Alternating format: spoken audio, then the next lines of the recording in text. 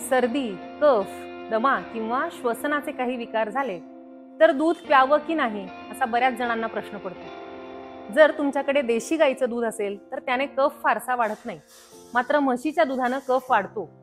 म्हणून कफाचे विकार असताना म्हशीचं दूध वर्ज्य करावं। गाईचं दूध देखील प्यायचं असेलच तर त्यामध्ये सुंठ, हळद, मिरी, लवंग, दालचिनी अशी दीपन पाचन करणारी उष्ण औषधं टाकावी, म्हणजे दूध बाधत नाही। दुग्धजन्य इतर पदार्थ जे असतात म्हणजे मिठाई, दही, लस्सी, मिल्कशेक, आईस्क्रीम हे पदार्थ पचायला आणखी जड असतात, म्हणून हे पदार्थ कफ असताना टाळावे। ज्यांना वारंवार सर्दी किंवा कफ होतो अशा लोकांनी रात्री दूध किंवा दुधाचा पदार्थ वर्ज्य करावा।